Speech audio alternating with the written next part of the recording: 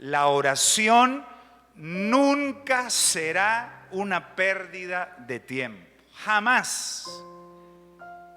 Y cuando yo meditaba en esto, como oyendo la voz del Señor para darle ese consejo, venía a mi mente como que yo hablaba con el Señor y le decía: Señor, pero tú le dijiste a Moisés, ya no clames a mí, extiende tu vara y camina. Pero es que ya había clamado. Y en ese momento tenía que clamar y caminar. Orar y caminar. Porque esa es una forma que podemos orar también. Imagínense si usted está en un aprieto, en algún momento tiene que tomar una decisión. Usted no va a decir: permítame, voy a orar unos 5 minutos de rodillas y después le aviso. No, en el momento tiene que orar. Pero la oración nunca será pérdida de tiempo. O Nehemías, ¿verdad? Que era copero del rey.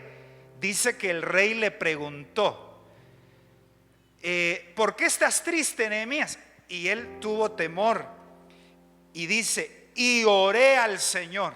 O sea, en el momento Nehemías oró. Le mandó un telegrama a Dios: Señor, ayúdame, ¿qué le digo al rey?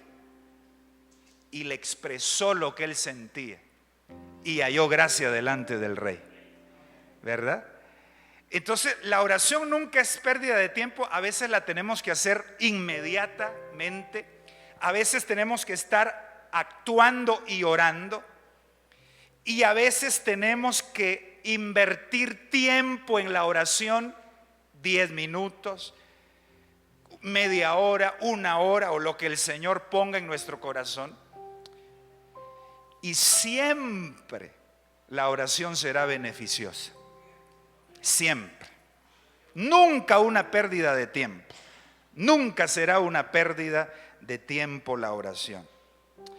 Ahora, el martes les leímos, y lo quiero volver a leer, solo leerlo, Primera de Timoteo 2, del 1 al 5. Les hablé de la importancia de orar para tener un ambiente de paz y tranquilidad, de paz y seguridad en todo lugar donde estemos. Y dice: exhorto ante todo. A ver, ayúdenme. ¿Quién escribió esta carta a Timoteo? Pablo. Y a mí me gusta mencionar esto. Pablo se identifica con todo tipo de personas, porque Pablo era intelectual. Pablo era muy estudioso. Pablo leía mucho, era muy inteligente. Por eso un día le dijeron a Pablo: Pablo, las muchas letras te están volviendo loco, le dijeron una vez que lo estaban como cuestionando, porque Pablo leía mucho. Entonces, a los inteligentes que leen mucho, que son bien preparados, ese hombre preparado también dice que la oración es bien importante, ¿verdad? Ahora, también Pablo se identifica no solo con los estudiosos, también con las personas menospreciadas. Porque fíjense que a Pablo lo menospreciaban, aunque era un doctor, digamos, en teología, ¿verdad? Pero a él le decían: tú no pareces apóstol, porque la apariencia de Pablo era así como pequeña y no aparentaba lo que era. Ahí se cumple el famoso dicho que dice: las apariencias engañan. Entonces a Pablo lo hacían de menos. Y hay personas tal vez que se sienten menospreciadas porque no tienen una educación especial o porque no tienen un puesto importante, pero a ellas también miremos que ese hombre que también era menospreciado, confiaba en la oración, creía en el poder de la oración. Entonces, me gusta decir esto porque ninguna persona, ni una persona preparada, ni una persona muy humilde me puede decir, pero la oración no es importante. Sí, si Pablo lo decía, y él era de esos diferentes tipos de personas, nosotros también podemos saber que la oración es importante, ¿verdad? Y también Pablo era un hombre de poder para aquellos que les gusta el fuego y que les gusta el ayuno, la oración, y que cuando se suben a un púlpito revientan, ¿verdad?, de fuego. Pablo también era poderoso y él creía en la oración, sabía que era importante la oración. Entonces dice: exhorto ante todo, diga conmigo, ante todo, a que se hagan rogativas. Hay que tener humildad para orar. Oraciones, peticiones y acciones de gracias por todos los hombres. Versículo 2 dice: por los reyes y por todos los que están en eminencia, para que vivamos quieta y reposadamente en toda piedad y honestidad. Fíjense, ¿está orando usted por el presidente que ya se va a ir? Que Dios lo ayude y se convierta, ¿verdad?, a Cristo, que conozca a Cristo. Por ahí me mandaron un video de una profecía que dicen que el presidente, llámate, yo no estoy diciendo que así va a ser, por supuesto, porque eso de las profecías hay que tener mucho cuidado, y ya lo hemos hablado y ya sabe usted, ¿verdad? Pero dicen que se va a morir, fíjese. Que le va a dar un infarto, dicen.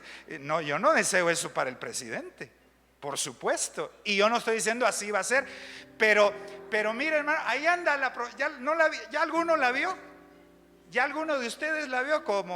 Y yo no es que ande en las redes sociales, me lo mandaron. Mire, pastor, me dijeron. Pero entonces con mucha más razón hay que orar por esas personas. Y por el nuevo presidente que vendrá, que Dios nos ayude, ¿verdad? Entonces dice: por los reyes, por todos los que están en eminencia, para que vivamos quieta y reposadamente en toda piedad y honestidad. Versículo 3: porque esto es bueno y agradable delante de Dios nuestro Salvador, el cual quiere que todos los hombres sean salvos, hasta los de los 48 cantones, que ya lo tenemos aquí, mire, 48 cantones, 48, por todos lados oigo 48 cantones yo. Dios quiere que todos sean salvos y vengan al conocimiento de la verdad. Amén. Versículo 5 dice: porque hay un solo Dios y un solo mediador entre Dios y los hombres, Jesucristo, hombre. Aleluya. Gloria a Dios. Aleluya. Pero entonces Pablo dice: es bueno orar, hermanos. Hay que orar para que haya paz y bendición. No es una pérdida de tiempo.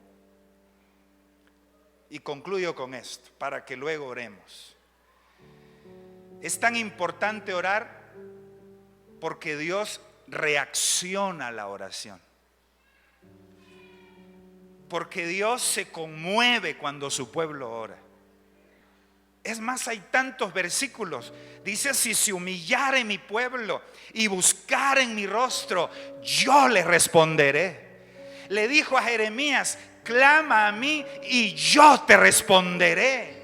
O sea que cuando oramos, hermano, tocamos a Dios, movemos a Dios, si es su voluntad moverse y si lo que pedimos es de acuerdo a sus preceptos.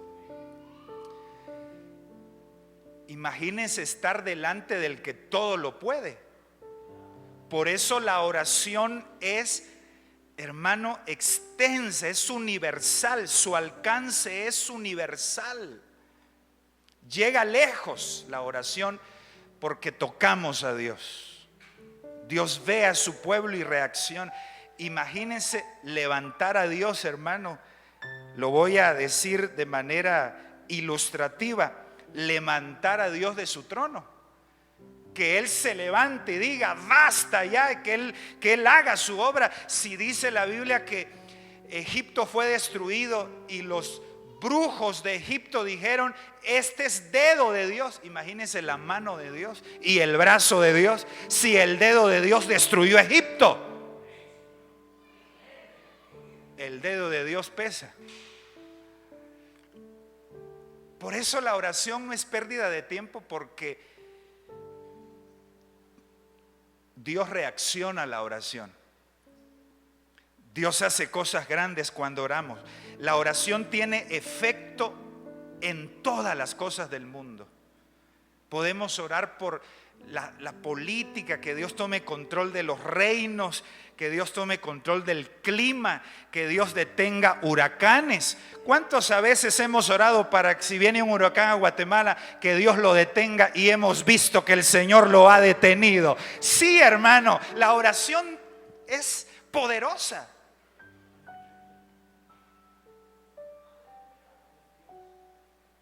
Yo creo que aquí todos tenemos testimonios del poder de la oración. Entonces no es pérdida de tiempo.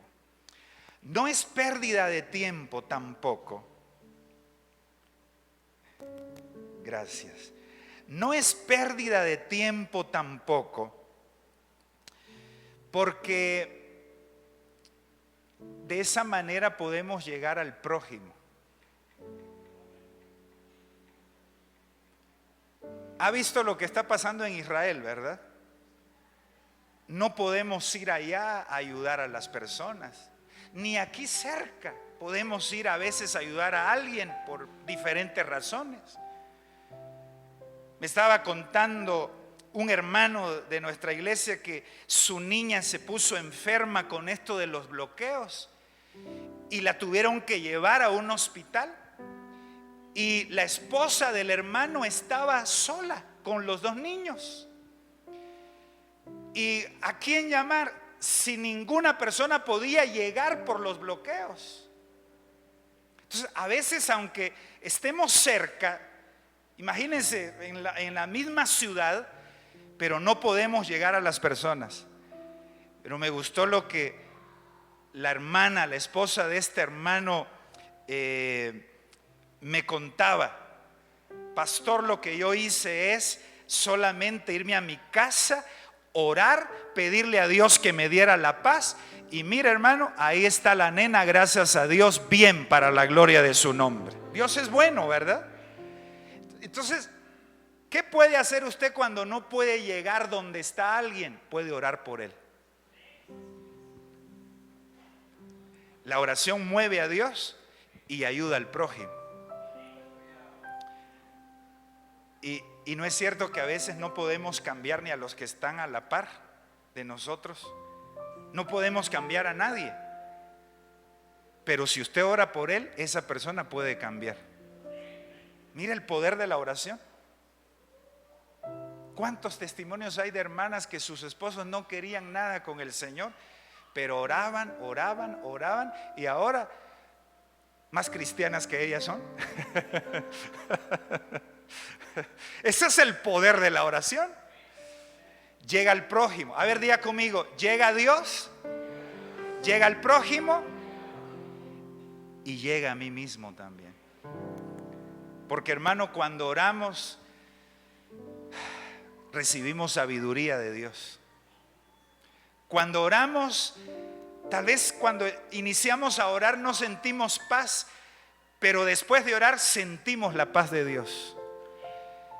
Tal vez antes de orar el problema es inmenso, pero después de orar ya el Señor pone la solución porque nos da de su sabiduría. Nosotros somos afectados positivamente por la oración. Dios se mueve, nuestro prójimo también es alcanzado. Entonces nunca la oración será una pérdida de tiempo. ¿Qué tal si hoy oramos? Oramos por Israel y toda esa situación, por Guatemala. Como hablábamos el martes, no es cosa sencilla lo que está pasando. Se están afectando muchas cosas que a la larga a todos nos van a tocar. Oremos por Guatemala. No podemos cambiar el corazón de las personas. Que se tomen las decisiones adecuadas en el gobierno, en los gobiernos. Que Dios se mueva a favor de nosotros. Y oremos por los demás y presentémonos delante de Él para recibir fuerza y sabiduría. ¿Alabamos al Señor?